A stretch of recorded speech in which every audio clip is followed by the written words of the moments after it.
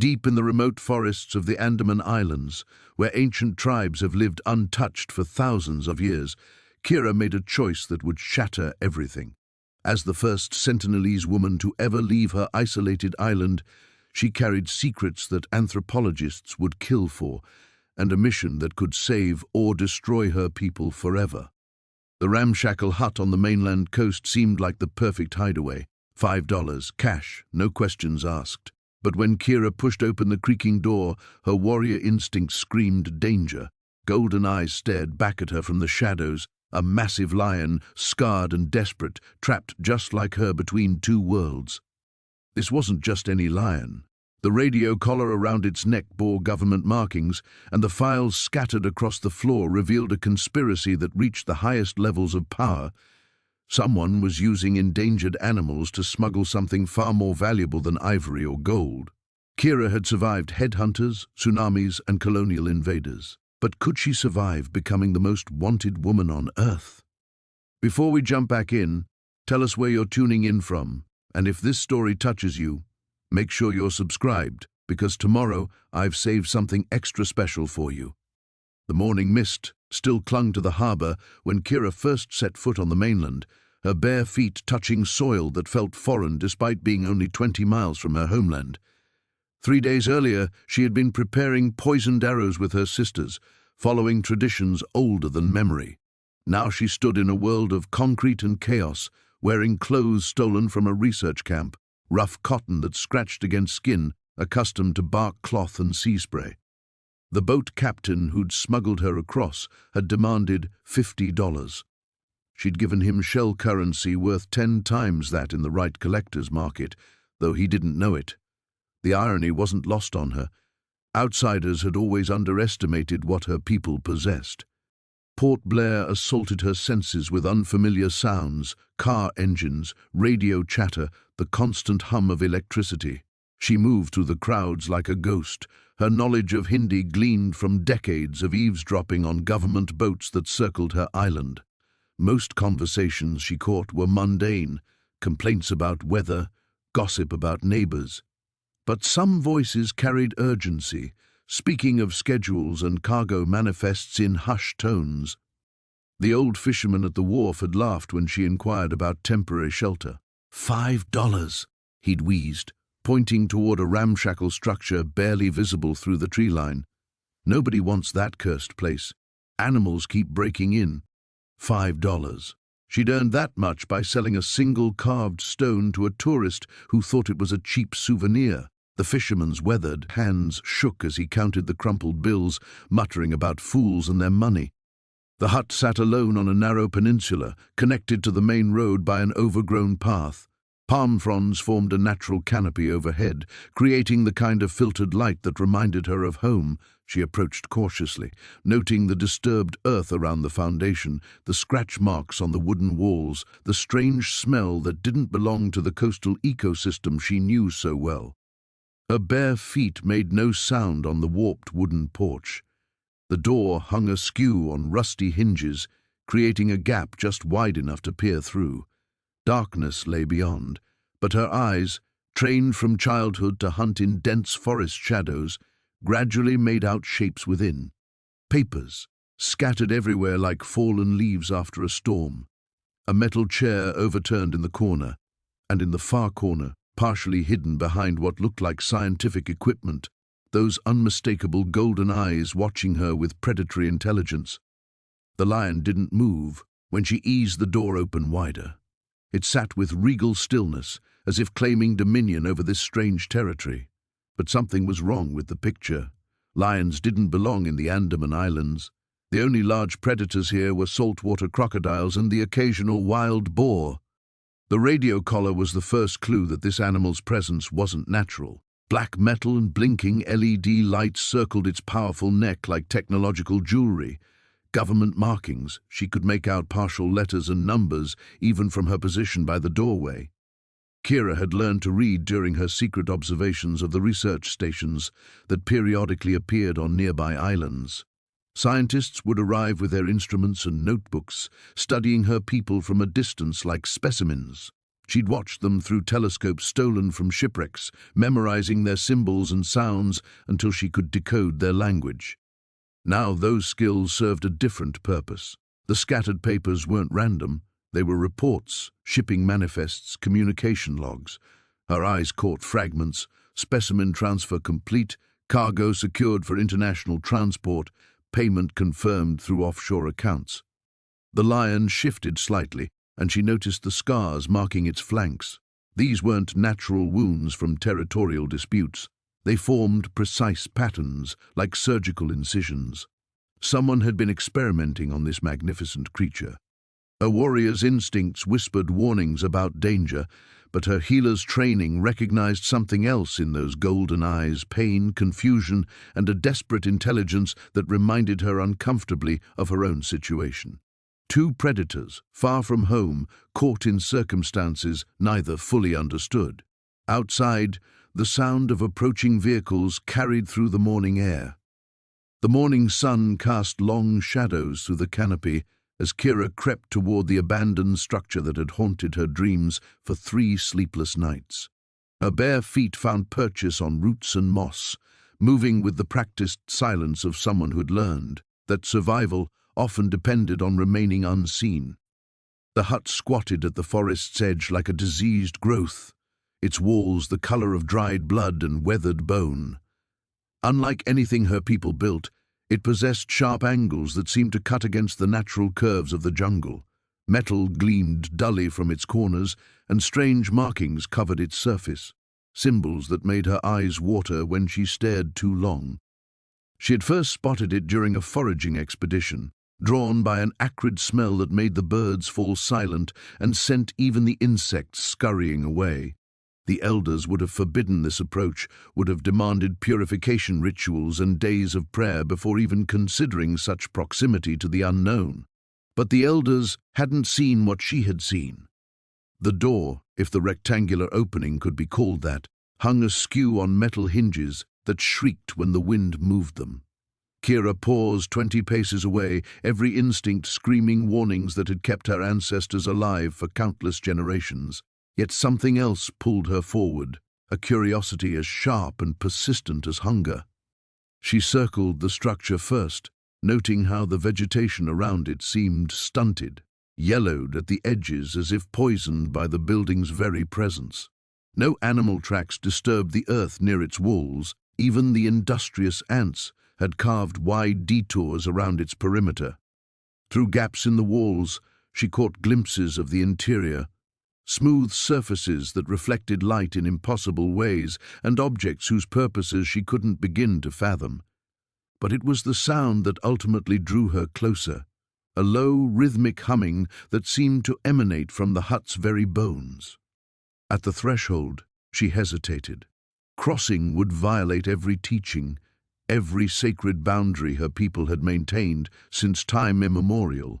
Yet the humming intensified, and beneath it she heard something else. A voice, speaking in rhythms that sounded almost like her own language, though the words themselves remained incomprehensible. She stepped inside. The interior defied logic. Surfaces glowed with their own light, casting everything in a pale blue-white radiance that made her skin look ghostly. Along the walls, rectangular panels displayed moving images, faces that spoke and gestured, symbols that shifted and changed, and most disturbing of all, aerial views of her own island, her own village, with such clarity that she could identify individual huts and recognize the shapes of people moving between them. Her hand flew to the bone amulet at her throat as she backed toward the door. But the voice stopped her, not from the panels but from deeper within the hut. Following the sound, she discovered a second room, where banks of the glowing panels surrounded a single chair. In that chair sat someone who had once been human. The figure's skin had taken on the same pale luminescence as the walls, and thin cables snaked from the panels into points along their skull and spine. Their eyes, when they opened, held depths that spoke of years, perhaps decades of imprisonment in this electric web. When they spoke, their voice carried the weight of accumulated madness. Finally the figure whispered, and though the words were in her language, their accent belonged to no tribe she knew. I had begun to think my messages would never reach anyone. My broadcasts, my signals, all lost in the void. Kira's throat constricted. "What are you?" A laugh escaped the figure's lips, bitter as unripe fruit. "I was like you once, curious, brave enough to investigate what didn't belong." They gestured weakly at the cables connecting them to the machines. "I found this place 40 years ago when it first arrived. I thought I was exploring. I thought I was the explorer." Arrived? The word felt foreign on her tongue. From beyond the sky. From places where the stars themselves are mere stepping stones. The figure's eyes focused on her with sudden intensity. "They've been watching, you see, cataloguing, learning our weaknesses, our languages, our ways of thinking, and I became their first translator." The humming grew louder, and the panels around them began to pulse with increased urgency. Images flashed across their surfaces, vast ships among the stars, beings that walked on two legs but possessed features that belonged in nightmares, and always, always more images of her island and its people. "You have to warn them," the figure gasped, their luminescent skin flickering like a dying fire. "The ships are coming, not to conquer, something far worse. They're coming to harvest." The cables pulsed with electric fire, and the figure's back arched in obvious agony. When they spoke again, their voice had changed, becoming something mechanical and cold. Subject acquired. Beginning integration protocol. Kira ran. The morning sun painted the ocean in shades of gold as Kira crouched beside the weathered hut, her fingers tracing the strange markings carved into its doorframe. The symbols were unlike anything she had ever seen. Not the flowing patterns her people used to mark sacred spaces, but angular, precise cuts that seemed to slice through the wood with mechanical precision. The door hung askew on corroded hinges, revealing only darkness within. Salt air had warped the wooden planks, and vines had begun their slow conquest of the structure's exterior walls. Yet something about the hut felt deliberate, purposeful, as if it had been placed here specifically to be found. Kira's grandmother had always taught her to trust her instincts when venturing into unknown territory. The old woman's voice echoed in her mind. "Now, the forest speaks to those who listen, child. But sometimes the most important messages come wrapped in danger." Taking a steadying breath, Kira pushed the door open wider and stepped inside. The interior was larger than it appeared from outside, extending back into shadows that the morning light couldn't penetrate. Shelves lined the walls, supporting objects she couldn't immediately identify. Smooth cylinders, rectangular boxes, and devices with surfaces that reflected her movement like still water. Everything was covered in a fine layer of dust, undisturbed until now. In the center of the room sat a wooden table, its surface scarred by years of use. Upon it lay a collection of items that made Kira's breath catch, detailed drawings of her island, showing coastlines and interior features mapped with impossible precision. The perspective was wrong, though, as if someone had been observing from high above, like a bird soaring impossibly high. Beside the maps lay what appeared to be a journal, its leather cover cracked but intact. Kira opened it carefully, revealing pages covered in the same angular symbols she'd seen outside. Though she couldn't read the markings, the accompanying sketches told a story that chilled her, boats approaching her island's shores, figures with strange clothing and pale skin, and most disturbing of all, drawings that clearly depicted her own people. One sketch in particular caught her attention, a woman who looked remarkably like her own grandmother but younger, standing beside one of the pale strangers in what appeared to be friendly conversation. The detail was extraordinary. She could see the pattern of her grandmother's traditional necklace, the specific way she held her spear, even the small scar above her left eyebrow from a childhood accident. How could an outsider know such intimate details? Kira turned the pages with growing unease. The journal documented what seemed to be multiple visits to her island, spanning many years. The handwriting changed several times throughout, suggesting different authors, all chronicling observations of her people's daily lives, their rituals, their language. Near the back of the journal, She found something that made her hands tremble. Pressed between the pages was a dried flower, a rare blue orchid that grew only in the most sacred grove on her island. According to tradition, these flowers were never to be removed from their resting place. Only the island's spiritual leaders were permitted to enter that grove, and then only during the most important ceremonies. Yet here was undeniable proof that an outsider had not only found the grove, but had violated its sanctity.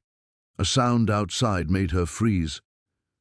Footsteps were approaching, multiple sets, moving with the careful rhythm of people trying to remain undetected. Kira quickly closed the journal and pressed herself against the wall beside the door, her heart hammering against her ribs. Through the gaps in the wooden walls she glimpsed movement. 3 figures were approaching the hut, their clothing unlike anything she had seen. They moved with purpose, clearly familiar with this place. One of them carried a device that he pointed toward the hut, watching as it emitted soft chirping sounds.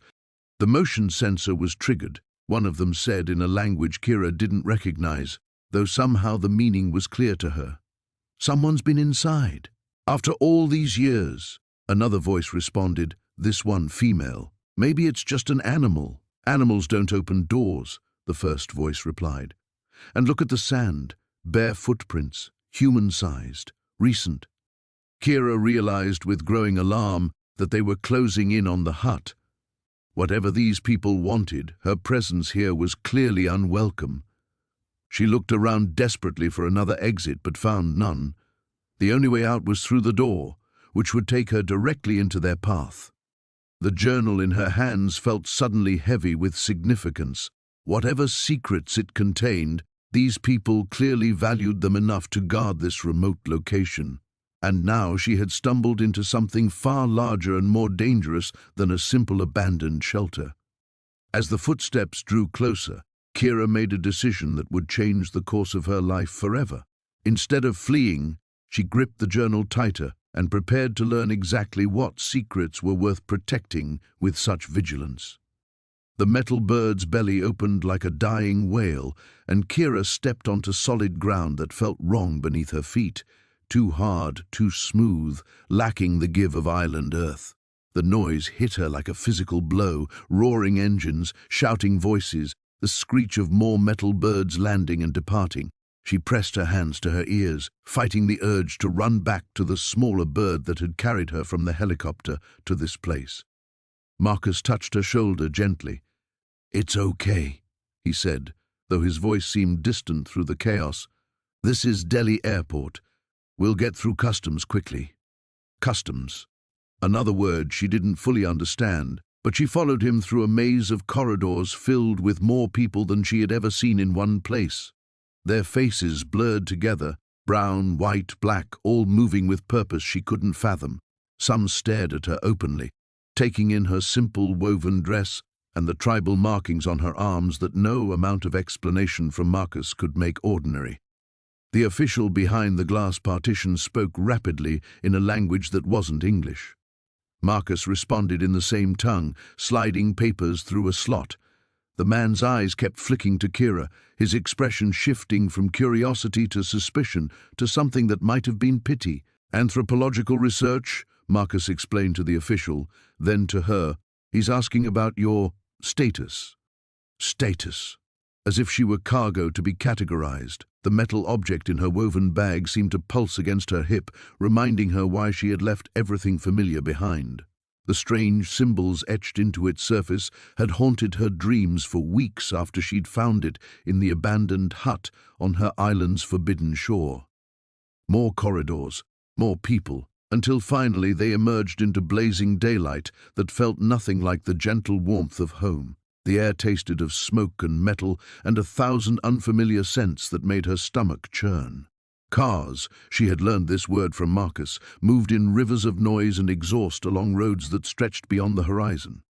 "The hotel isn't far," Marcus said, guiding her toward a yellow car.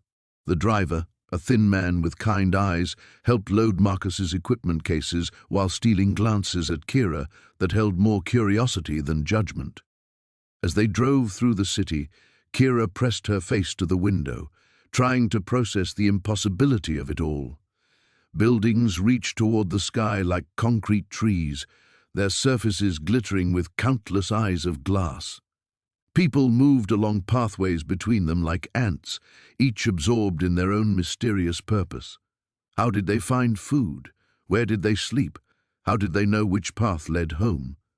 "Dr. Martinez is expecting us this evening," Marcus said, consulting a small, glowing rectangle he called a phone.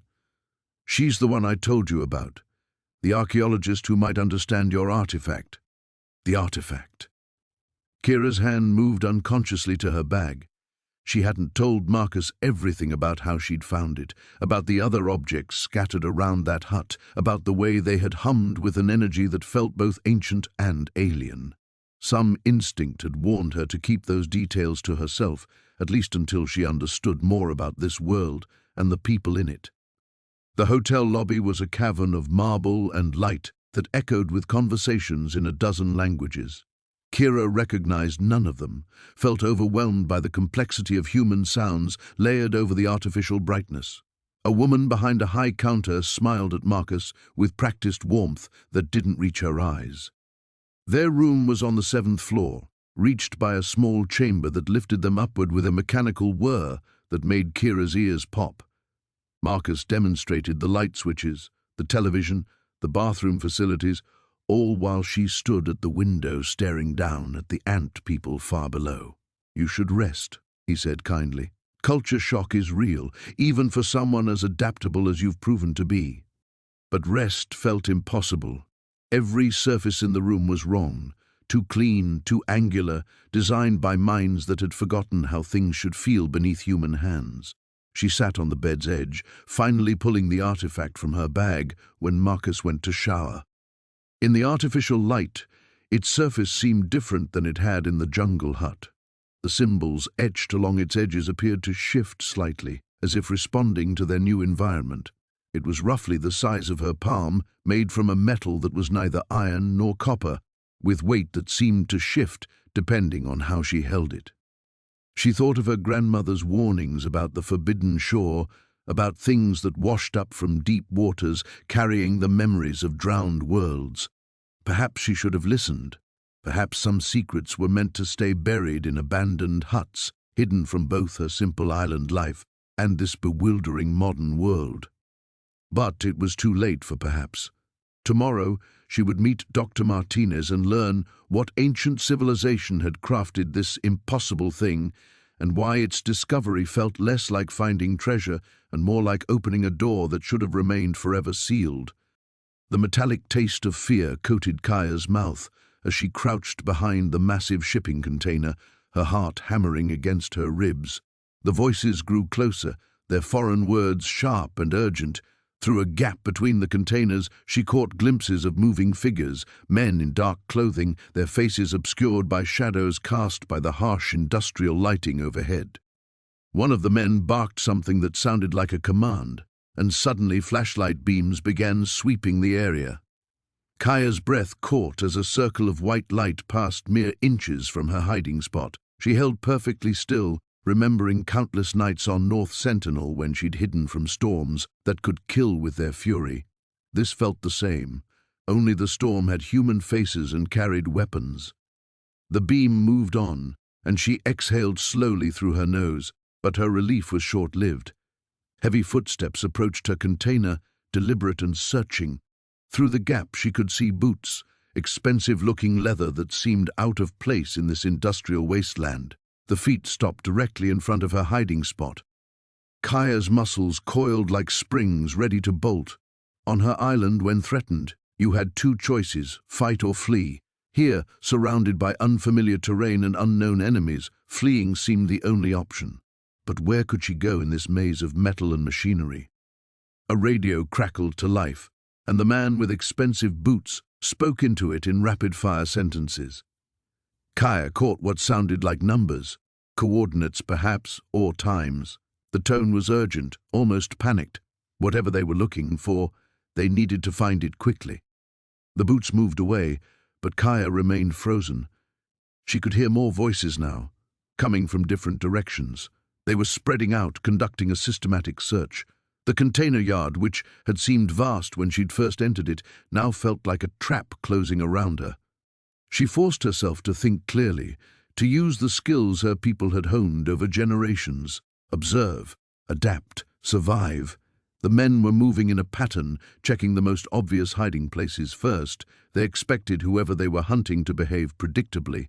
But Kaya wasn't like other people they might be used to tracking. Moving with the fluid silence that came from a lifetime of stalking prey through dense jungle, she slipped from her hiding spot and began to work her way deeper into the container maze. She climbed when she could, using her bare feet to grip the corrugated metal surfaces that would have challenged most people. Height meant perspective, and perspective meant survival. From atop a stack of containers, she could see the full scope of the search below. At least 8 men, maybe more, moving through the yard with military precision. They carried more than flashlights. She could see the dark silhouettes of weapons against their bodies, professional, organized, deadly. But there was something else. Near the far edge of the yard, she spotted a familiar figure arguing with one of the searchers. Dr. Chen, his normally calm demeanor replaced by animated gestures and what appeared to be heated words. Even from this distance, his body language screamed desperation. The revelation hit her like a physical blow. He had led them here, whether intentionally or through some terrible mistake. The man who had shown her kindness, who had helped her navigate her first terrifying days in this strange world, was connected to these hunters. A bitter laugh almost escaped her lips. On North Sentinel, you knew your enemies by sight. Here, threats wore friendly faces and spoke in gentle voices while leading you into darkness. The sound of engines starting up echoed across the yard. The men were bringing in vehicles, SUVs with powerful headlights that would turn the container maze into daylight. Her advantage of darkness was about to disappear. Kaya made her decision. Rather than continuing to flee deeper into the yard, she would do what they wouldn't expect. She would go back the way she came, circle around them while they pushed forward. It was risky, but risk was the price of freedom. She began to move, flowing like water across the container tops, using every shadow and blind spot.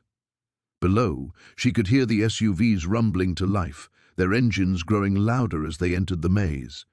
Time was running out. As she reached the edge of the yard, she paused for one last look back. Dr. Chen was getting into one of the vehicles, his shoulders slumped in defeat or resignation. The sight stirred something unexpected in her chest, not anger, but a profound sadness. In this world of metal and strangers, she had briefly thought she'd found an ally. Now she understood that in this concrete jungle, she was more alone than she had ever been on her isolated island. The stranger's eyes held a wildness that reminded Kira of cornered animals, but beneath the fear lay something else, recognition. He spoke in rapid bursts, his words foreign yet strangely familiar, like echoes of songs half remembered from childhood dreams. You're from the island," he gasped, struggling to sit upright against the tree where she'd found him collapsed. Blood seeped through makeshift bandages wrapped around his left shoulder. The forbidden island. Kira's grip tightened on her spear. How did this outsider know of her home? The elders had always insisted their island remained hidden from the world beyond, protected by ancient laws and the vast ocean itself. "Who are you?" she demanded, though she wasn't certain he understood her language. To her surprise, he responded in broken but comprehensible words. "My name is David Chen. I was an anthropologist, until I learned too much." His laugh carried no humor. "They've been watching your people for decades, studying, planning." The words struck her like lightning. "Impossible. No one knows of us. Satellites see everything now." David winced as he shifted position.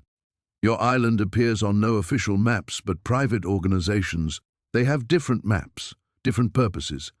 Kira's mind raced back to the strange metal bird she'd seen crossing the sky days before her departure. Not the first such sight, she realized now. She dismissed them as distant spirits, but what if they had been something far more sinister? "What do they want?" she asked. David's eyes grew distant. Your isolation makes you valuable. Genetically pure population, untouched by modern diseases, traditional knowledge that pharmaceutical companies would kill for. He met her gaze directly. They're planning an expedition, not peaceful contact. Extraction. The forest seemed to close in around them as his words sank in. Kira thought of her village, of children playing in tide pools, while elders shared stories by firelight. The image of strangers descending upon that sacred place filled her with rage so pure it burned. "When?" she whispered. "Soon. I was part of the advance team until I discovered the real agenda." He touched his wounded shoulder. "They didn't appreciate my change of heart." Kira studied his face, searching for deception. She'd grown skilled at reading people during her time in the outside world, learning to navigate the complex social currents of a society built on hidden meanings. David's pain appeared genuine, his fear real. "The device you carry," he continued, nodding toward her pack. "You found it in the abandoned research station, didn't you?" She stiffened. "How do you know about that?" "Because I helped build it." David's voice dropped to barely above a whisper. "It's a prototype communication array, designed to penetrate your island's natural electromagnetic barriers. The corporation needs it to coordinate their operation." Kira felt the weight of the mysterious device in her pack like a physical burden. She'd taken it hoping to understand the outsider's technology, but instead she'd stolen the very tool that could doom her people. "Why should I trust you?" she asked. David slowly reached into his jacket, moving deliberately to show he meant no threat. He withdrew a small rectangular object and pressed a button. Images appeared on its surface, photographs of her island taken from impossible heights. She saw her village, individual huts clearly visible, people moving about their daily tasks like ants observed by giants. "This was taken 3 months ago," he said quietly. "They know where you sleep, where you gather food, where your children play. The only thing preventing immediate action is the communication barrier. Without that device, they can't coordinate a multi-phase extraction." Kira's blood turned cold. The implications crashed over her like a tidal wave. Her people weren't just vulnerable, they were already targeted, already catalogued, already doomed, unless she acted. "What must I do?" she asked, though part of her already knew the answer. "Destroy it," David said simply. "The device contains quantum processors that can't be replicated quickly. Setting back their timeline might give your people time to prepare, to hide deeper in the island's interior, or," he trailed off, "or what? Or fight back. Your ancestors successfully repelled outsiders for centuries. Perhaps their wisdom could serve again." Kira stared at the device's innocent-looking exterior, its smooth surfaces betraying nothing of the destruction it could unleash. She thought of her grandmother's warnings about the corrupting influence of the outside world, how exposure to foreign ideas could poison the soul. Yet here she stood, forever changed by her journey, carrying knowledge that could save or damn her people. The irony wasn't lost on her. She'd ventured into the modern world seeking understanding, only to discover that some knowledge came with impossible prices. Thunder rumbled overhead, promising rain. David struggled to his feet, favoring his injured shoulder. "There's something else you need to know," he said urgently, "about why they chose your island specifically. It's not just about isolation or genetic purity." Kira waited, dreading what revelation would come next. "Your island sits on something they want, something worth more than human lives to them." The helicopter's rotors slowed to a dying whisper as Kira pressed herself against the cold metal wall of what Marcus had called a shipping container. The industrial port stretched endlessly before them, a maze of towering steel boxes stacked like the building blocks of giants. The acrid smell of diesel fuel and salt water burned her nostrils, so different from the clean ocean breeze of her island home. Marcus grabbed a black duffel bag from the helicopter's floor, his movements quick and nervous. "We have maybe 10 minutes before they track the helicopter's signal," he said, helping her down onto the concrete. "The lab is 3 blocks inland." Dr. Chen moved with surprising agility for her age, already heading toward a gap between two container stacks. This way. I know a route that avoids the security cameras. Kira followed, her bare feet silent on the cold pavement. Everything here felt wrong. The air tasted of metal and exhaust, the ground was hard and unforgiving, and there were no birds singing, only the distant rumble of machinery. She clutched the leather pouch containing the crystal samples tighter to her chest. "Tell me about Viktor Kozlov," she said as they moved through the industrial labyrinth. "Why does he want what I found?" Marcus glanced back at her. "Kozlov runs a private military corporation. He calls it security consulting, but really he sells weapons and technology to the highest bidder. If he's after your crystals, it means they have military applications." Military? The word was foreign on her tongue. Weapons, Dr. Chen translated grimly. Tools for killing people in large numbers. The thought made Kira's stomach turn. The crystal cave had felt sacred, a place where the earth itself had been crafting something beautiful for thousands of years.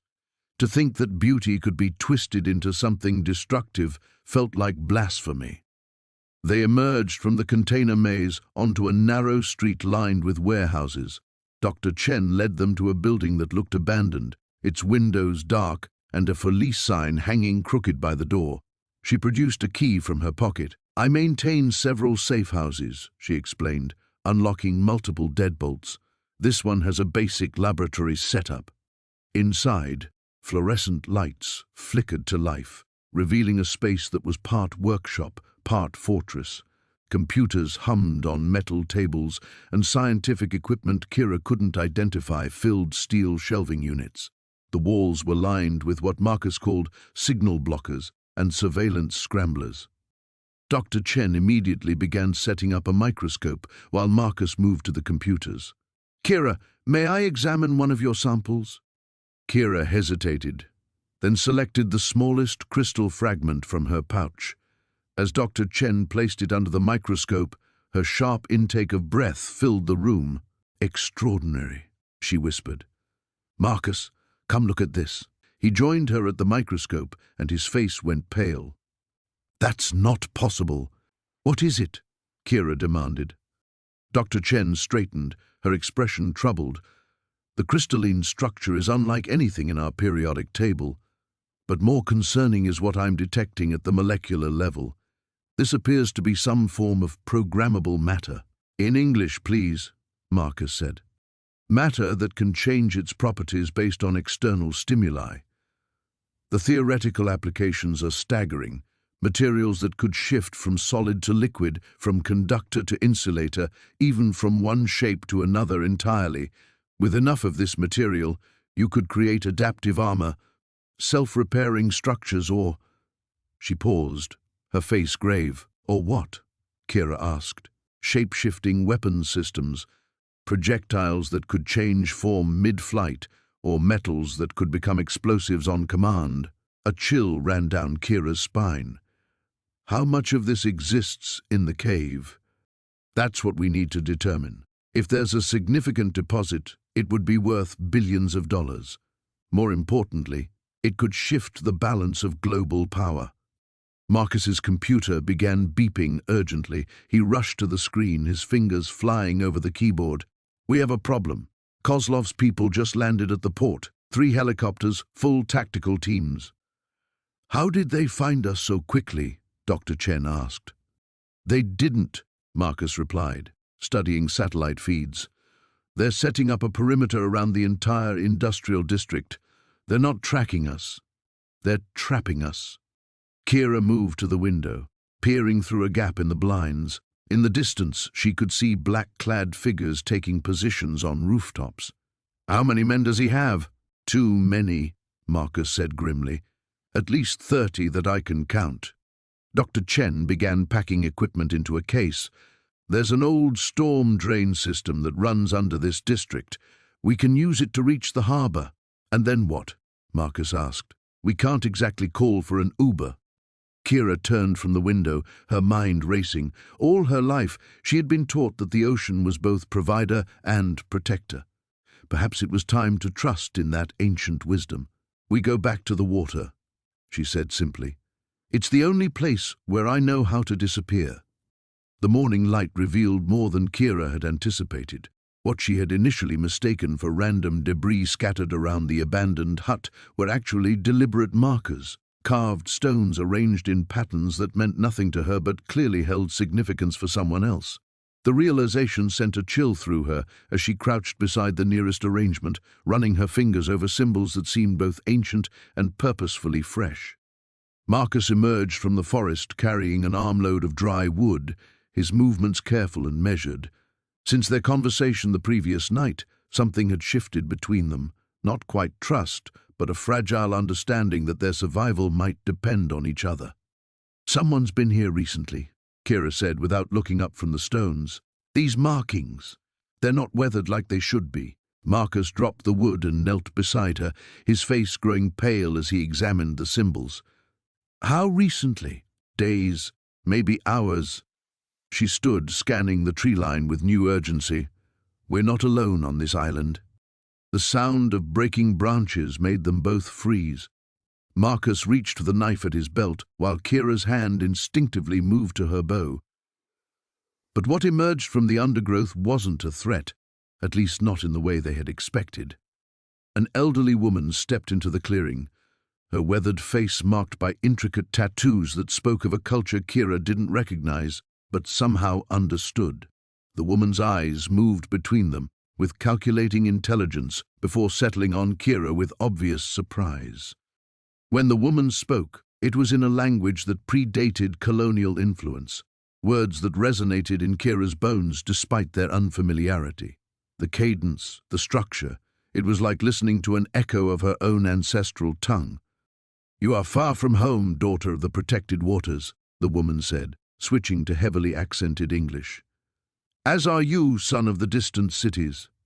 Marcus stepped forward, his journalist instincts overriding his caution. "You speak English. How long have you been on this island?" The woman's laugh was like wind through dry leaves. "I have been many places, learned many tongues, but this island remembers what others have forgotten." Her gaze returned to Kira. "Your people sent you?" "No one sent me." Kira's voice was steady despite the questions racing through her mind. "I came seeking answers. About the metal bird that fell from the sky, about the men who came before you, who left their secrets buried in digital tombs." The woman's smile revealed teeth stained dark with betel nut. "Or perhaps about why your dreams have been filled with visions of places you've never seen." Kira's breath caught. She had told no one about the dreams, the strange images that had begun plaguing her sleep weeks before she'd ever left her island home. Visions of towering cities, of machines that moved without hands to guide them, of screens filled with faces speaking in languages she shouldn't understand, but somehow did. Marcus was looking between them, clearly struggling to follow a conversation that had moved far beyond his comprehension. "Who are you? What do you know about the plane that crashed here?" The woman ignored him, continuing to focus on Kira. "Your bloodline carries more than the wisdom of your immediate ancestors, child. The old networks ran deeper than the colonizers ever suspected, connected islands across vast distances through bonds stronger than their iron ships." She gestured toward the hut behind them. "What you found in there, it is both treasure and curse. The knowledge it contains could reshape the balance between the old ways and the new world that seeks to devour them. But knowledge without wisdom destroys both the seeker and the sought." From somewhere in her weathered clothing, the woman produced a device that Kira recognized as similar to the one they'd discovered in the hut. Marcus took a sharp breath, his hand moving instinctively toward his notebook. "There were others," the woman continued, "scientists, explorers, those who sought to map the connections between isolated peoples. They believed they were documenting dying cultures, but they discovered something far more significant." She activated the device, and holographic images flickered to life, star charts, genetic markers, linguistic patterns that connected distant peoples across impossible expanses of ocean. "Your people were never truly isolated," she said to Kira. "They were guardians, keepers of knowledge that others sought to claim or destroy. The crash, your journey here, The dreams that called you from your protected waters, none of it is coincidence. The implications hit Kira like a physical blow. Everything she thought she knew about her people's deliberate isolation, their rejection of the outside world, shifted and realigned.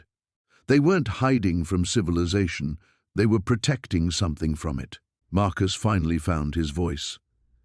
The plane, the passengers, they were after this, weren't they? The woman's expression grew grim. They were the latest in a long line of seekers, but others are coming, drawn by signals that cannot be silenced. You have perhaps days before this sanctuary becomes a battlefield. She looked directly at Kira, her ancient eyes reflecting depths of knowledge that span generations. The question now is whether you will run back to your protected waters, or stand and defend what your ancestors died to preserve. The abandoned hut stood before Kira like a wound in the landscape, its corrugated metal roof half collapsed and vines strangling what remained of its wooden frame. She had followed the professor's cryptic map for 3 days through terrain that grew increasingly foreign. First dense jungle giving way to cleared patches, then scattered settlements, and finally this desolate strip of coast where civilization seemed to have retreated. The sound of waves against distant rocks reminded her of home, but everything else felt alien. Even the quality of silence was wrong here, lacking the familiar chorus of her island's life. She approached the structure cautiously, her makeshift spear held ready, though she suspected whatever dangers lurked here couldn't be fought with traditional weapons. The door hung askew on rusted hinges. Inside, shafts of afternoon light pierced through gaps in the roof, illuminating a scene of deliberate abandonment. Unlike the professor's camp, this place hadn't been ransacked by scavengers or claimed by nature. Someone had left it exactly as they intended. Kira's eyes adjusted to the dimness, revealing a space that seemed part laboratory, part hiding place. Metal tables bore the stains of long-dried chemicals. Glass containers lined makeshift shelves, most empty but some still holding mysterious liquids that caught the light like captured moonbeams. In the corner, a pile of notebooks sat beneath a tarp, protected from the elements by someone who cared more about preserving knowledge than their own safety. She lifted the tarp with trembling fingers. The top notebook fell open to reveal pages covered in the same careful handwriting she'd seen in the professor's letters. But the tone here was different, urgent, frightened. The dates showed these entries came months before his final correspondence with the outside world. "They know about the compound," one entry began. "Morrison confirmed my worst fears today. The pharmaceutical trials weren't abandoned because they failed, they were stopped because they succeeded too well. The regenerative properties are beyond anything we imagined, but the cost..." The handwriting became increasingly erratic. How many indigenous communities have they already approached? How many have paid the price for refusing to cooperate? Kira's blood chilled as she read further. The professor described meetings with corporate representatives, their polite inquiries about traditional medicine and cultural exchange programs. She recognized the same careful language from her recent encounters with Dr. Chen and the research team. They had been hunting for something specific all along. Another notebook contained detailed botanical sketches of plants she recognized from her own island. The professor had been documenting more than just their medicinal properties. He was trying to understand why certain plant combinations only worked when prepared by specific communities. "It's not just knowledge," he had written.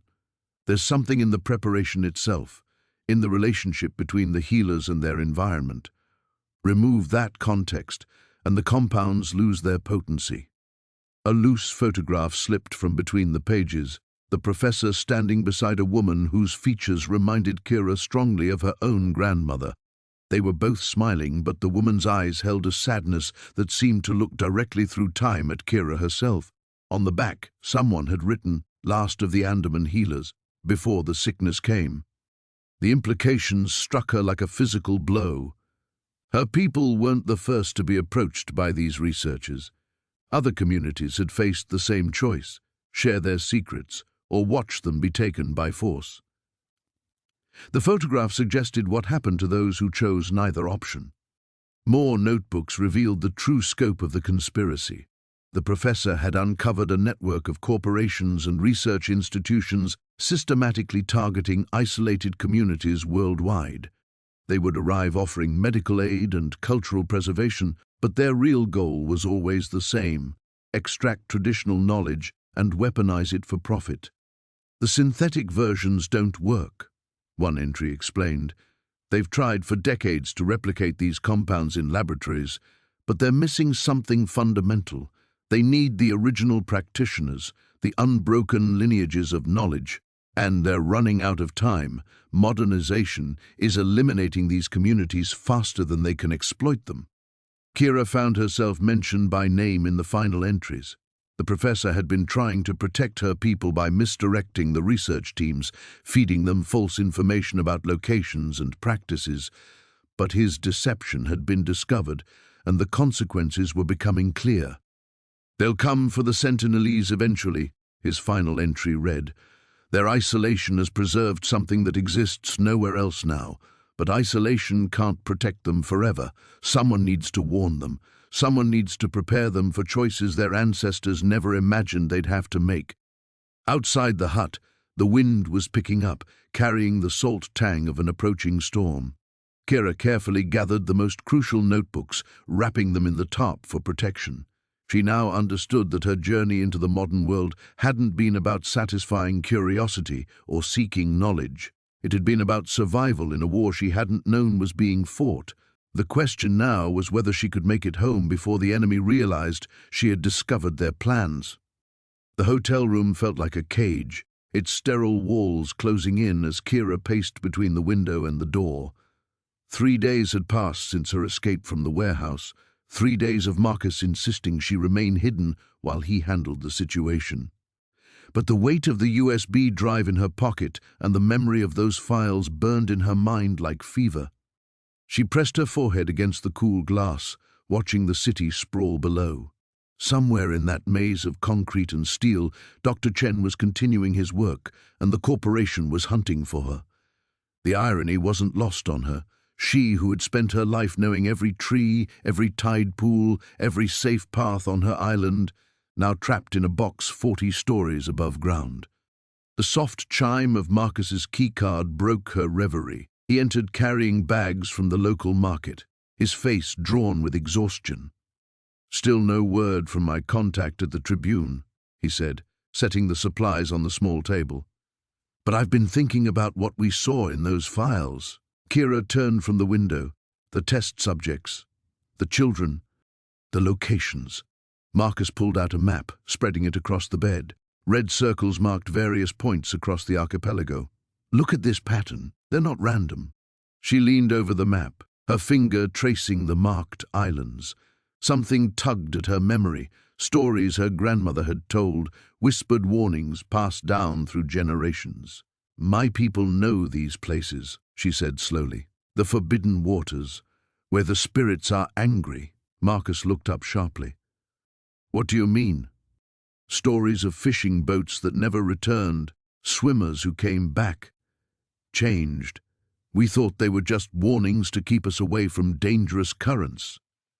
She met his eyes. "But what if they weren't myths?" Before Marcus could respond, his phone buzzed.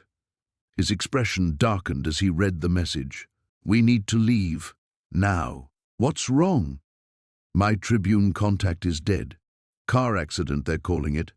He was already stuffing their belongings into a bag, but the timing is too convenient." Kira's blood chilled. "They know we have the files, which means this room isn't safe anymore." He handed her a jacket. "There's a place we can go, someone who might help us, but we have to move fast." They took the service elevator to the parking garage, Marcus constantly checking over his shoulder. As they hurried toward his car, Kira caught sight of movement in her peripheral vision. 2 men in dark suits emerging from a van near the exit. "Marcus," she whispered. He followed her gaze and cursed under his breath. "This way." Instead of heading for his car, he led her toward the maintenance area. Behind them, she heard the sharp echo of footsteps picking up pace. Marcus grabbed a crowbar from a maintenance cart and pried open a service door marked "Authorized Personnel Only." The narrow corridor beyond was dimly lit, filled with the building's mechanical systems. They moved quickly through the maze of pipes and electrical panels, the sound of pursuit growing closer behind them. There, Marcus pointed to a ladder leading upward, emergency access to the adjacent building. Kira climbed first, her movements fluid despite the unfamiliar environment. Behind her, Marcus struggled to keep pace. The ladder ended at another service door, this one opening onto a rooftop garden. The night air hit her face like freedom. Around them, the city glittered under a canopy of stars she could barely see through the light pollution. But there was something else, a faint chemical taste in the air that reminded her of the warehouse. "The next building," Marcus panted, pointing to a fire escape on the adjacent rooftop. "We can get down from there." As they crossed the gap between buildings, Kira heard the rooftop door bang open behind them. Voices shouted orders, and she caught a glimpse of dark figures spilling onto the roof. They reached the fire escape just as the first of their pursuers cleared the gap behind them. Marcus fumbled with the ladder release while Kira scanned their surroundings, her survival instincts sharp despite the alien environment. "There," she said, spotting something Marcus had missed. The construction crane. A building renovation project next door had left a construction crane positioned near the fire escape. Without waiting for his response, she leaped from the fire escape platform to the crane's arm, her balance perfect despite the height. "Kira, no!" But she was already sliding down the crane's cable toward the street below, her hands finding purchase on the steel line with the same confidence she'd once used to navigate vine bridges in the jungle canopy. She landed in the construction site below, rolling to absorb the impact. Moments later, Marcus crashed down beside her, less gracefully but uninjured. "Where did you learn to do that?" he gasped. "Trees don't move this slowly," she replied, already scanning for their next escape route. Above them, their pursuers were trapped on the fire escape, unable or unwilling to follow their unconventional descent. But Kira knew this was only a temporary reprieve. The corporation had found them once. They would find them again. The weight of Marcus's revelations settled over Kala like storm clouds gathering on the horizon. She studied his weathered face in the dim light of the safe house, searching for any hint of deception. But his eyes held only exhaustion and what appeared to be genuine remorse. "Your father saved my life," Marcus continued, his voice barely above a whisper. "The expedition wasn't what they told us it would be. We were supposed to be documenting traditional cultures, but the real purpose was extraction, stealing artifacts, mapping resources, identifying weaknesses." Carla's hand instinctively moved to the pendant hidden beneath her shirt. The metal felt warm against her palm, as if responding to her touch. "What kind of weaknesses?" Marcus glanced toward the boarded window, where muffled sounds of the city continued their relentless rhythm. "Military vulnerabilities, population counts, defensive capabilities. Your island isn't just isolated, Kala, it's strategically positioned. Some very powerful people have been planning for decades to claim it." The words hit her like physical blows. Everything she'd believed about the outside world's ignorance of her people had been a carefully constructed lie. They weren't hidden. They were being watched, studied, prepared for conquest. "The pendant," she said, pulling it free from her shirt. In the artificial light, its surface seemed to shimmer with an inner fire. "What is it really?" Marcus leaned forward, his expression growing grave. "Your father called it a key. He said it was one of 3, and that together they could unlock something ancient, something that predates both our civilizations. The people hunting you believe it leads to a source of power that could reshape the balance of the modern world." Before Kala could respond, Sarah burst through the door, her face flushed with panic. "We need to leave. Now. I saw them setting up surveillance equipment 2 blocks away. They'll have this place surrounded within the hour." Marcus struggled to his feet, wincing as he put weight on his injured leg. There's a boat at the marina, if we can reach it. No, Carla interrupted, her voice cutting through their planning. Both Sarah and Marcus turned to stare at her. Running won't solve anything. These people will never stop hunting me, hunting my people. I need to understand what this pendant actually does. Sarah shook her head vehemently. Carla, you don't understand the resources they have. Satellites, drones, an entire network. And you don't understand what my people are capable of when we're properly prepared, Carla replied, standing slowly. The pendant seemed to pulse against her chest, its rhythm matching her heartbeat. Marcus, you said there were 3 keys. Where are the others? The older man exchanged a worried glance with Sarah. One is supposedly hidden somewhere in the Amazon basin. The other, he hesitated. The other was taken from your island 60 years ago, during the first expedition. It's been in a private collection ever since. Carla felt a chill that had nothing to do with the cold air seeping through the building's cracks. Stolen from my people, yes. By Sarah's grandfather. The admission hung in the air like smoke.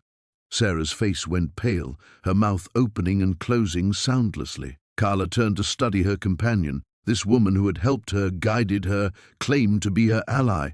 You knew, Carla said quietly. It wasn't a question. Sarah's shoulders sagged. I suspected. When I started investigating the missing researchers, I found references to my grandfather's expeditions, but I swear to you, Carla, I didn't know about the pendant until Marcus told us about the keys. The betrayal cut deeper than Carla had expected. In her world, trust was absolute or it was nothing. There were no gradations, no acceptable levels of deception. You either protected your tribe or you endangered it. Where is it? She asked. Locked away in a vault, Sarah whispered. In my family's estate. I can get us inside, but... A sharp sound from outside made them all freeze. Footsteps on gravel, multiple sets, moving with military precision. Marcus motioned frantically toward the back of the building, but Carla remained motionless, her hand wrapped around the pendant. The metal was growing warmer, and she could swear she felt vibrations emanating from it. Not random tremors, but a pattern, like a heartbeat or a signal. For the first time since leaving her island, she felt truly connected to something larger than herself. There's another way, she said, closing her eyes and focusing on the pendant's rhythm. My father didn't just hide this from outsiders. He hid it from our own people too. That means it's dangerous, but it also means it's powerful. The footsteps were getting closer. Sarah grabbed Carla's arm, trying to pull her toward the rear exit, but Carla shook her off gently. Trust me, she said, opening her eyes to meet Sarah's frightened gaze. It's time to stop running. The lighthouse keeper's quarters smelled of salt and decay, but beneath those familiar scents lay something else, something that made Carla's skin crawl with recognition. She moved through the cramped rooms with Marcus close behind, their flashlight beams cutting through the darkness like spears. There, she whispered, pointing to a metal cabinet bolted to the wall. The lock had been broken, hanging open like a broken jaw.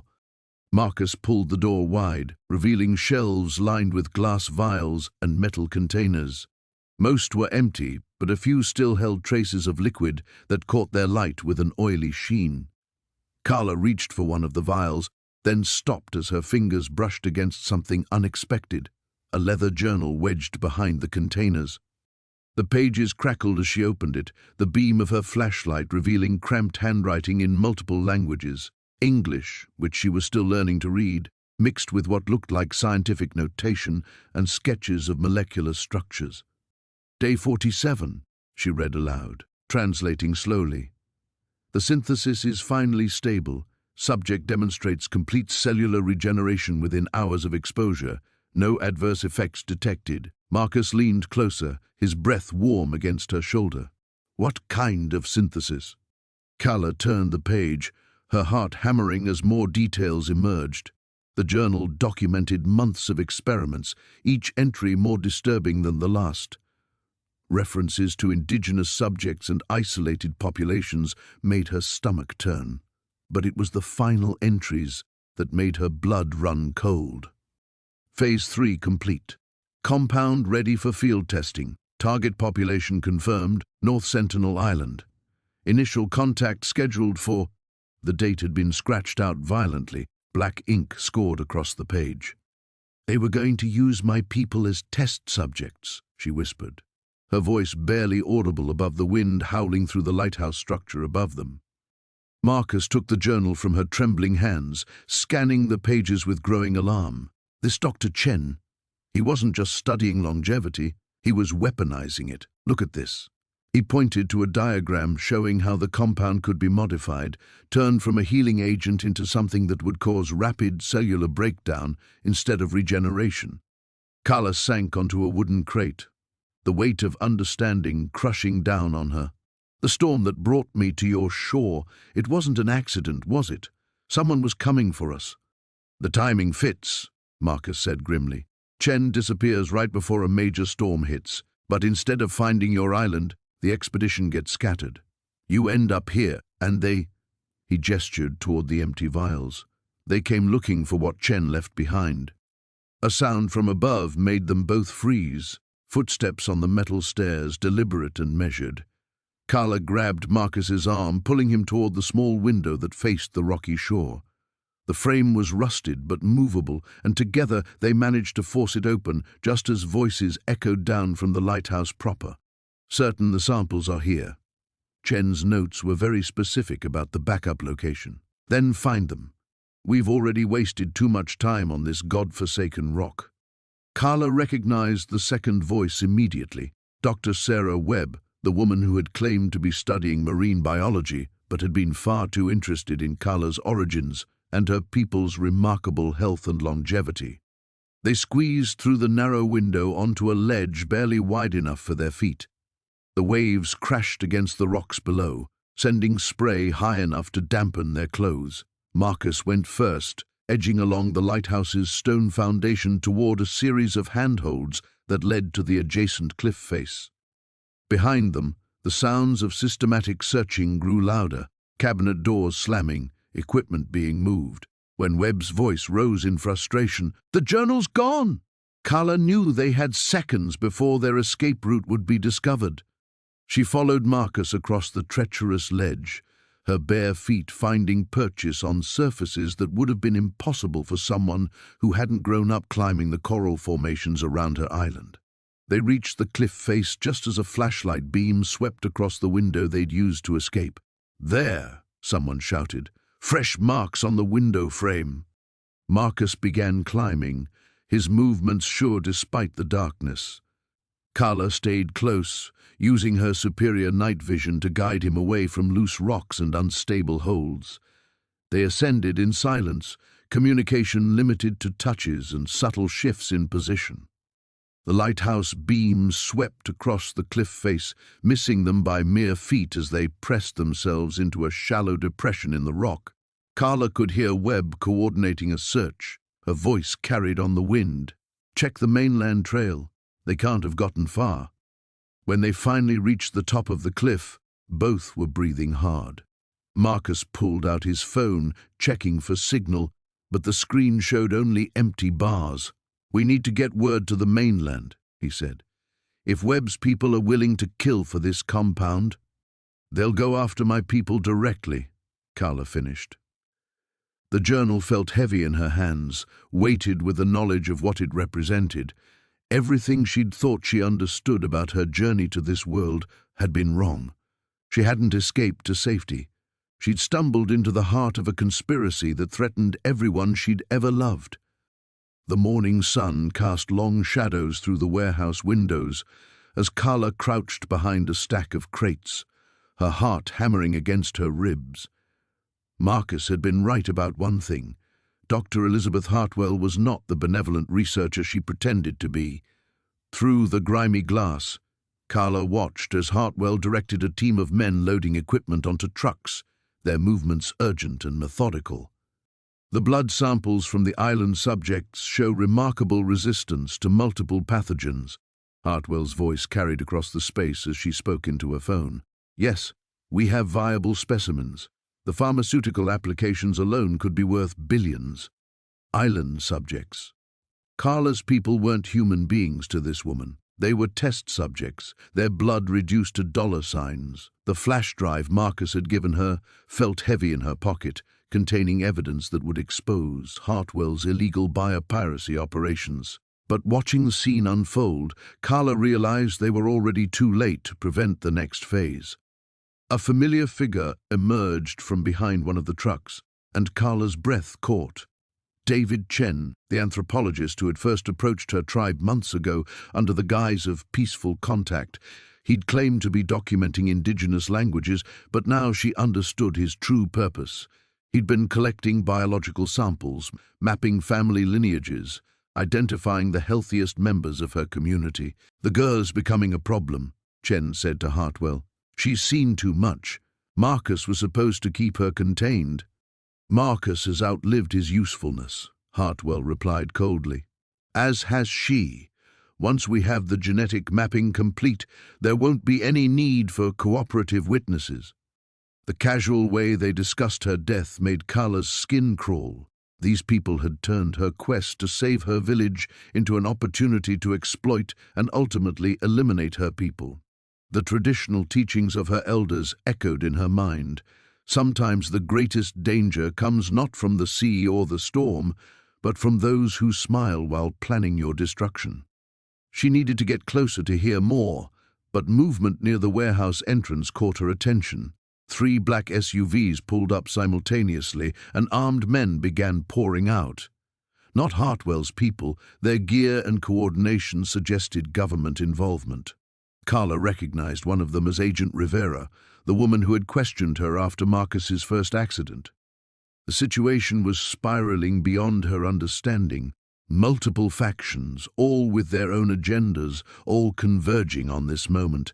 Carla pressed herself deeper into the shadows as Rivera's team surrounded the warehouse.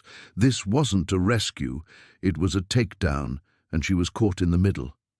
Through the window, she saw Hartwell's expression shift from confidence to alarm as her security team reported the federal presence. "Destroy everything," she ordered sharply. "All samples, all data files. We activate the contingency plan now." Chen nodded grimly and began entering commands into a tablet. Across the warehouse, industrial shredders roared to life, and technicians started feeding documents into the machines. But Carla noticed something else. They weren't destroying the biological samples. Instead, Chen was transferring vials into a specialized briefcase, preparing to evacuate with the most valuable cargo. The front doors exploded inward as Rivera's team breached the warehouse. Gunfire erupted immediately, forcing Carla to scramble for better cover. This wasn't like the controlled violence of hunting or defending her island. This was chaos, bullets ricocheting off concrete and metal, people shouting contradictory orders in the smoke and confusion. In the mayhem, she lost sight of Chen and the briefcase. Hartwell was barricaded behind an overturned table, speaking rapidly into a radio. Her exit strategy was already in motion. Carla could hear helicopters approaching from the east. They would extract Hartwell and the samples, leaving behind only destruction and dead witnesses. But Carla had advantages these modern people couldn't anticipate. While they relied on their technology and weapons, she understood patience, observation, and movement through hostile terrain. She began working her way through the warehouse, using skills honed by generations of survival, flowing between cover points like water finding its path to the sea. She spotted Chen again, crouched near a rear exit with the briefcase handcuffed to his wrist. He was waiting for something, probably a pickup vehicle that would carry him and the samples to safety while the federal agents were occupied with Hartwell's people. This was her moment. Everything her village had taught her about hunting, about striking at the crucial instant when prey was most vulnerable, focused into crystalline clarity. She couldn't save Marcus, couldn't undo the violations already committed against her people, but she could prevent these samples from becoming the foundation for further exploitation. Carla drew the knife Marcus had given her, not traditional but sharp and reliable. As Chen checked his watch nervously, she moved through the shadows toward him. The modern world had shown her both its wonders and its horrors, but some lessons transcended technology. Sometimes survival required taking action that would haunt your dreams, but protecting your people demanded nothing less. The safe house felt different when Carla woke before dawn. The air hummed with an electric tension that reminded her of the moments before a monsoon struck her island. Marcus was already awake, hunched over his laptop with dark circles under his eyes, while David paced by the window like a caged animal. "They found us," Marcus said without looking up.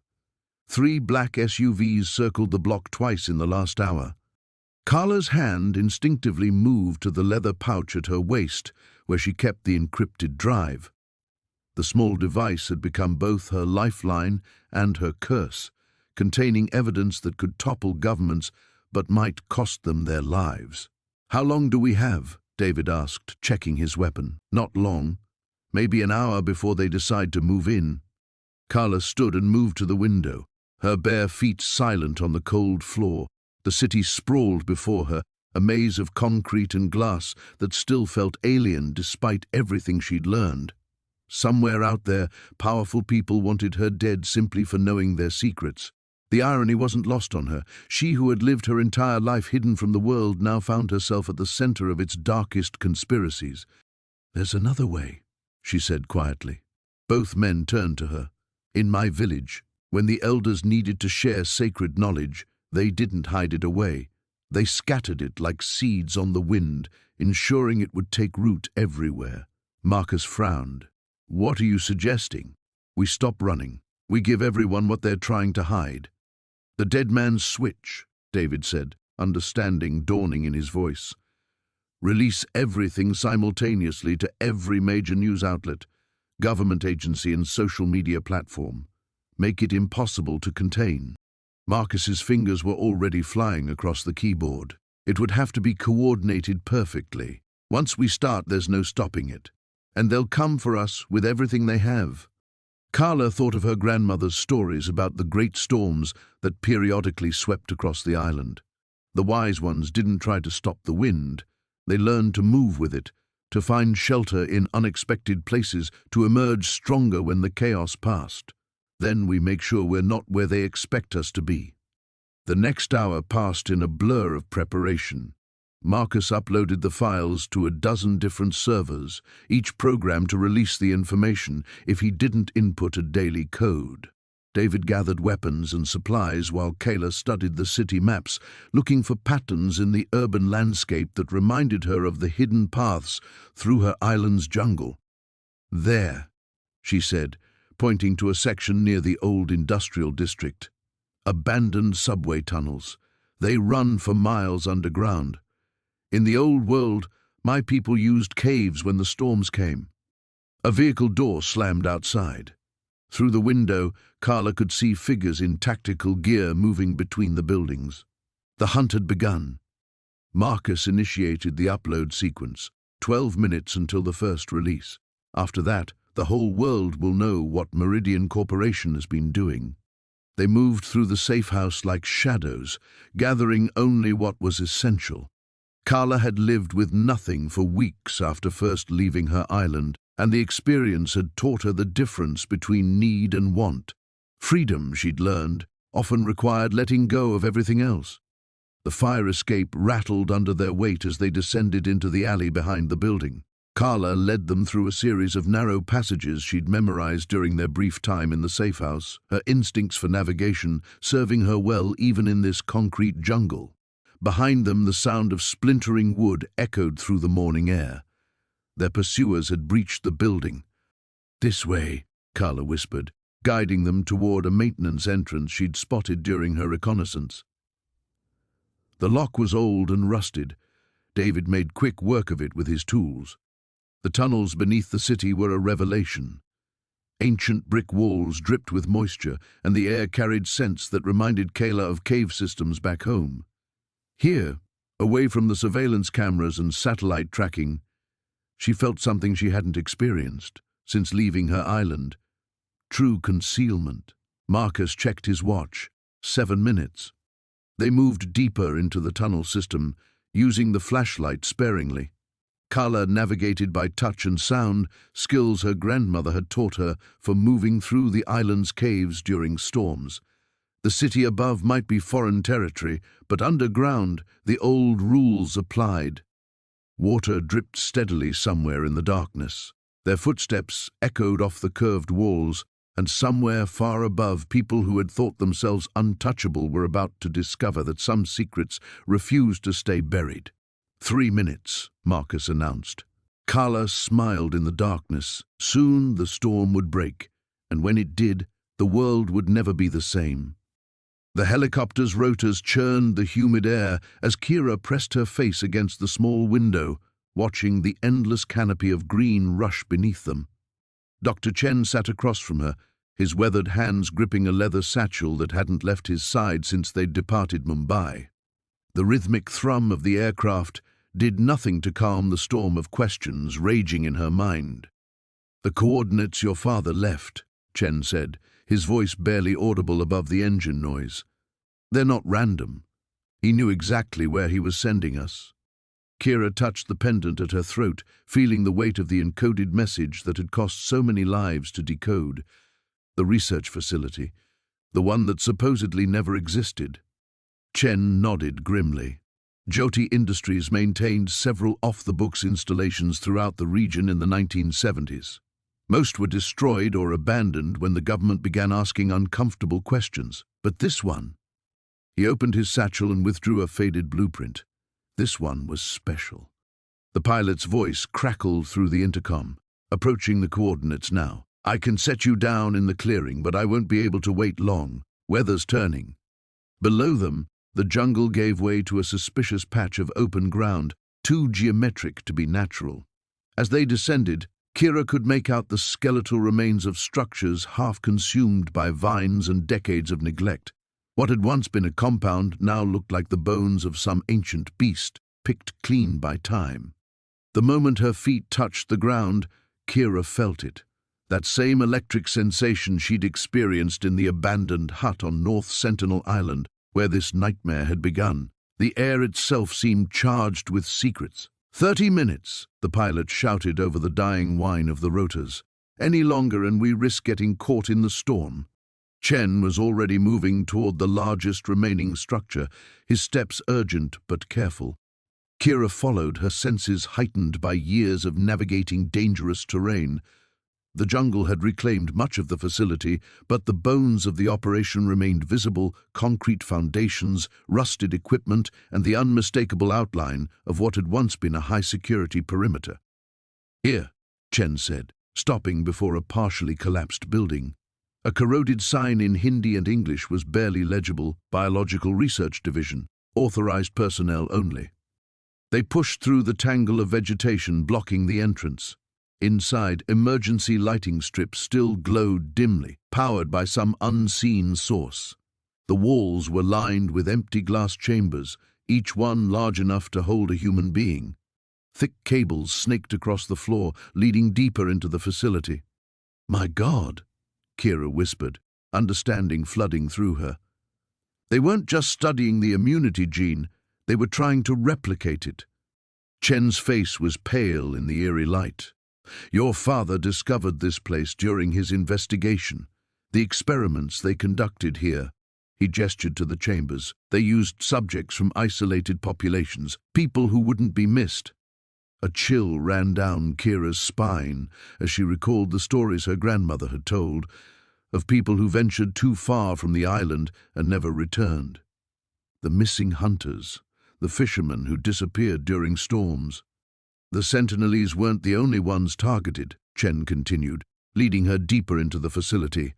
"Any group with genetic isolation was fair game. The researchers believed that by exposing subjects to controlled pathogens while manipulating their immune responses, they could unlock the secrets of natural immunity. They entered what had once been the main laboratory. Banks of computers lined the walls, their screens dark but not destroyed. In the center of the room stood a massive containment unit, its transparent walls clouded with age. "The project was shut down when several subjects escaped," Chen said, consulting his notes, "but not before they had achieved something unprecedented." Kira approached one of the computer terminals, surprised to find it still functional. The screen flickered to life at her touch, displaying files that made her blood run cold. Video recordings of test subjects, genetic sequencing data, and photographs, dozens of them, showing people who looked remarkably like her own ancestors. "They succeeded, didn't they?" she said, her voice barely a whisper. "They created artificial immunity." More than that. Chen's voice was heavy with the weight of truth. They created a hybrid pathogen, something that could bypass natural immunity entirely, the ultimate biological weapon. Thunder rumbled overhead, and the lights flickered ominously. Kira's fingers flew across the keyboard, downloading files onto the encrypted drive she'd brought from Mumbai. If this information fell into the wrong hands, if Victor Kozlov or anyone like him gained access to these research files, the consequences would be catastrophic. "We need to go," Chen urged, glancing nervously at the ceiling as rain began to hammer against the corrugated metal roof. But Kira had found something else, a final video log, dated just days before the facility's official closure. Her father's face filled the screen, years younger but bearing the same determined expression she'd seen in old photographs. "If anyone is watching this," his recorded voice said, "then the worst has happened. The weapon must never be completed. I've hidden the final component where only those with the right blood can find it. The island will protect its own." The screen went dark as the storm arrived in earnest. The concrete walls of the safe house felt like a tomb as Kira paced the small room, her bare feet silent against the cold floor. 3 days had passed since Marcus's betrayal, 3 days of hiding while the storm of his revelation crashed through the outside world. Through the single-barred window, she could see news vans circling like vultures, their satellite dishes reaching toward a sky that felt impossibly distant from her island home. Dr. Sarah Chen sat hunched over her laptop, fingers flying across the keys as she coordinated with contacts around the globe. The anthropologist had barely slept, her usual composed demeanor cracking under the weight of protecting both Kira and the explosive evidence they now possessed. The hard drive Marcus had given them contained more than just shipping records. It held communications, financial transfers, and most damning of all, video footage of Blackwater's executives discussing their plans to strip mine North Sentinel Islands' newly discovered rare earth deposits. "They're calling it the find of the century," Sarah said without looking up from her screen. "Enough lithium and cobalt to power half the world's electric vehicles. The board meeting transcripts show they've been planning this for 18 months. Kira's stomach churned. The white stones her people had treasured for generations, the ones that glowed softly in moonlight and were said to hold the spirits of their ancestors, they were what the outsiders called rare earth elements. The irony wasn't lost on her that these rare materials were common knowledge to her tribe, woven into their spiritual practices and daily life for countless generations. A soft knock interrupted her thoughts.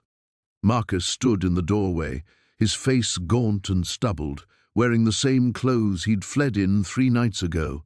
The corporate shark who had once commanded boardrooms now looked like a man drowning in the depths of his own conscience. "The hearing is tomorrow," he said quietly. "Senator Williams agreed to an emergency session of the Indigenous Rights Committee. If we can get Kira there safely—" "If?" Kira's voice cut through his words like obsidian through flesh. "You speak as though I am cargo to be moved, not a person making her own choices." Marcus flinched. Since his confession, she had watched him struggle with the growing realization that his entire worldview had been built on exploitation disguised as progress. The man who had once seen everything in terms of profit margins was learning to measure cost in human suffering. "I'm sorry," he said. "You're right. This is your decision." Kira moved to the window, watching the media circus below. In the distance, she could see protesters gathering, some holding signs supporting indigenous rights, others demanding access to the resources that could revolutionize clean energy. The modern world, she had learned, specialized in turning even the most clear-cut moral issues into complex webs of competing interests. "My grandmother used to tell stories about the great waves that would sometimes come to our shores," she said, her breath fogging the glass.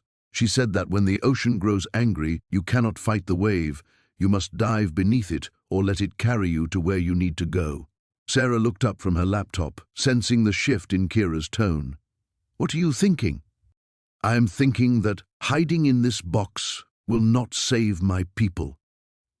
Kira turned from the window, her dark eyes reflecting a resolve that reminded both Sarah and Marcus why her tribe had survived in isolation for thousands of years. Tomorrow I will speak to your senators, but tonight I need you to help me contact someone. Who? Sarah asked. James Fletcher. The name hung in the air like a challenge. Fletcher was Blackwater Industries' CEO, the man whose signature appeared on every document authorizing the destruction of her home. Marcus went pale.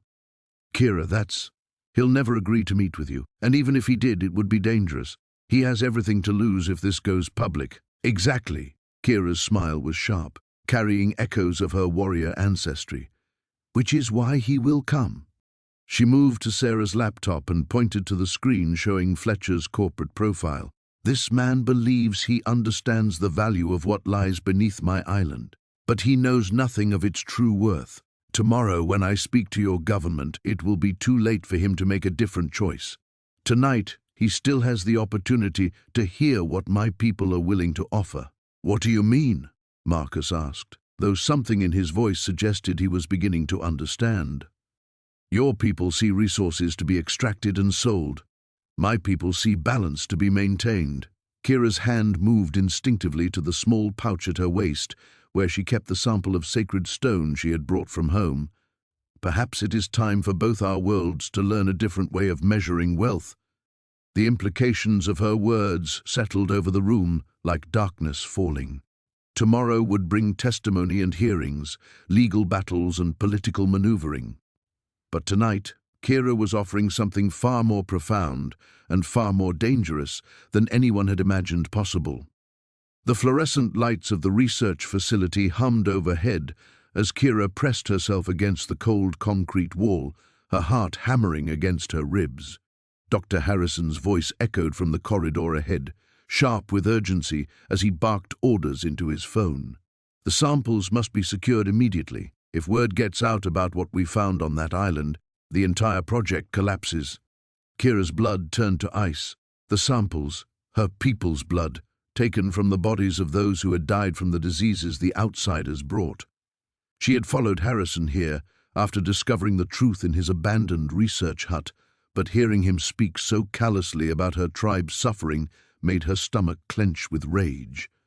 She edged closer to the doorway, her bare feet silent on the polished floor. Through the crack, she could see Harrison standing before a massive freezer unit, its glass doors revealing rows of vials filled with dark liquid, her people's essence stolen and commodified. The antibodies in their blood are unlike anything we've seen, Harrison continued into his phone. Complete immunity to multiple viral strains. We're talking about a vaccine worth billions, maybe the key to preventing the next pandemic. But if the ethics committee discovers how we obtained the samples... A hand clamped down on Kira's shoulder. She spun around to find Dr. Sarah Chen, the anthropologist who had first approached her weeks ago with promises of helping her people. But Chen's kind expression had been replaced by something cold and calculating. You shouldn't be here, Kira, Chen said quietly, her grip tightening. You lied to me. Kira's voice was barely a whisper, but it carried the weight of her betrayal. You said you wanted to protect my people. Chen's face softened for a moment, genuine regret flickering in her eyes. I did want to protect them, I still do, but you don't understand the bigger picture. The samples we collected could save millions of lives. Your people's natural immunity could prevent suffering on a global scale. By stealing from the dead. Kira pulled away, her voice rising. By letting my people die so you could harvest their blood like some kind of... Keep your voice down. Chen glanced nervously toward Harrison's office. It's not that simple. Your people were already exposed to these diseases. We couldn't have prevented those deaths even if we'd tried. But you didn't try, did you? Kira's eyes blazed. You let them die because sick people were more valuable to you than healthy ones. The accusation hung in the air between them. Chen's silence was answer enough. Harrison's voice grew louder as his conversation became more heated. No, we cannot delay the trials. The pharmaceutical companies are breathing down our necks, and the funding committee meets next week. If we don't show results now, someone else will find another source. Another source. Kira's mind raced as the implications hit her. They would do this to other isolated peoples, other tribes who had no defenses against the modern world's diseases or deceptions. There's something else, Chen said suddenly, as if reading her thoughts. Something Harrison doesn't know you've seen. Kira frowned, confused. The notebook you found in the hut. Did you read all of it? The leather journal she had discovered contained Harrison's research notes, documenting how he had deliberately introduced certain pathogens to her island to study their effects. But there had been pages near the end she hadn't fully understood, filled with coordinates and unfamiliar names. The Kawahiva in Brazil, Chen continued. The Mashco in Peru. Harrison has been mapping uncontacted tribes worldwide. Your people were just the beginning. The corridor seemed to tilt around Kira as the scope of Harrison's plan became clear. This wasn't just about her island or her tribe.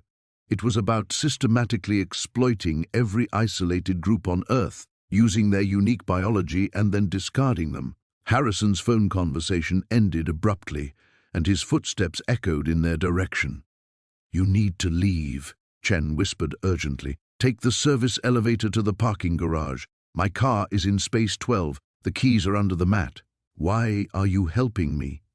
Chen pressed a small device into Kira's hand, a USB drive. Because some things are worth more than money or fame.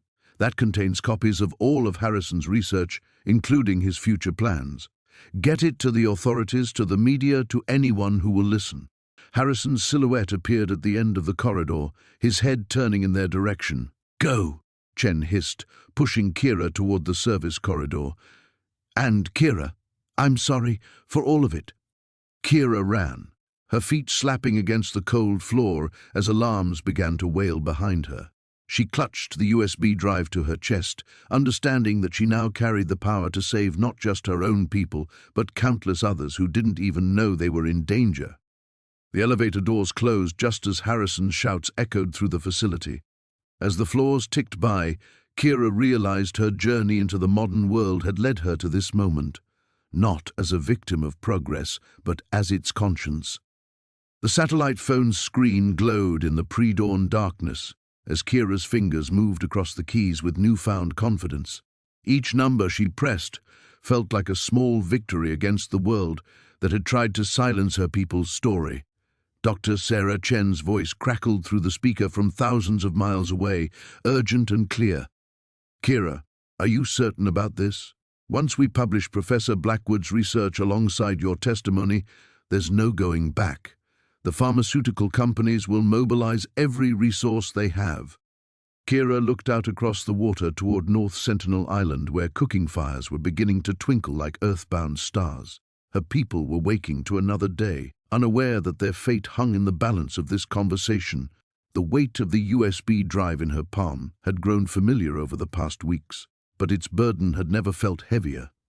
My grandmother taught me that some knowledge must be shared, even when sharing it brings danger, Kira said, her English now flowing with the rhythm of someone who had found her voice between two worlds. The fever tree's secrets were never meant to belong to men in suits who count money instead of lives.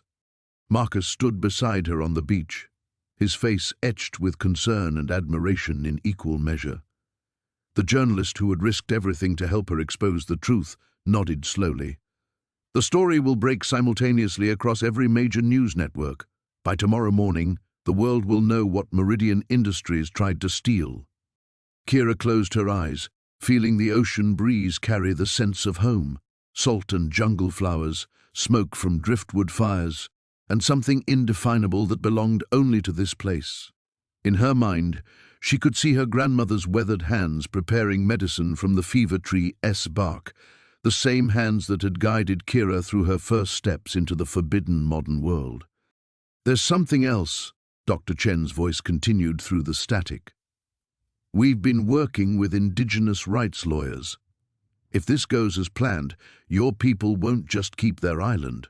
They'll have legal protection that extends to the surrounding waters, a marine sanctuary that no corporation can touch. The irony wasn't lost on Kira. By venturing into the world her people had rejected, she had found a way to protect them from it. The fever tree's gift wasn't just its healing properties. It was the key to ensuring her people's survival without compromise. Behind them, the sound of helicopter rotors cut through the morning air. Marcus tensed, his hand instinctively reaching for the backup drives they'd hidden. But Kira remained calm, watching as the aircraft approached with Indian Coast Guard markings instead of corporate logos. "It's time," she said, ending the call with Dr. Chen. The helicopter touched down, sending sand swirling around them. Commander Ravi Sharma emerged, the same officer who had first arrested Kira for leaving the island. His expression had changed from suspicion to something approaching respect. "Miss Kira," he said formally, "the Prime Minister's office has reviewed your evidence. Meridian Industries' research permits have been revoked, and their executives are being questioned. Your testimony has been invaluable." Kira nodded, but her attention was drawn to movement on the water. A traditional canoe was approaching from North Sentinel Island, its occupant cutting through the waves with powerful strokes. As the boat drew nearer, she recognized her younger brother Taran, his face a mixture of anger and desperate relief. When he reached the shore, Taran leaped from the canoe and strode toward her, speaking rapidly in their native language. His words carried the weight of weeks of worry and community debate. Some of the elders wanted her banished forever for bringing outside attention to their island. Others believed she had saved them all. Kira responded in their shared tongue, her voice steady and strong. She told him about the fever tree's power, about the men who would have stolen it, and about the protection she had won for their people. Taran's expression softened as understanding dawned. Marcus watched the exchange, unable to comprehend the words, but recognizing the emotional current between siblings separated by impossible choices. Commander Sharma waited respectfully, understanding that this moment belonged to family and tradition, not governments and laws. Finally, Taran spoke in broken English, words he had learned from listening to outsiders from a distance. "Sister comes home now." Kira looked around at the three worlds converging on this small stretch of beach. Her brother representing tradition and isolation, Marcus embodying the outside world's curiosity and complexity, and Commander Sharma standing for the bridge between them. The fever tree's bark in her medicine pouch seemed to pulse with ancient wisdom. "I come home," she said to Taran, then turned to Marcus and the commander. "But home is bigger now. It includes all the places where truth needs to be spoken." As the sun crested the horizon, painting the sky in shades of hope and possibility, Kira understood that her greatest discovery hadn't been in that abandoned research hut. It had been learning that isolation and engagement weren't opposites. They were choices that could coexist, protecting what mattered while sharing what the world needed to learn.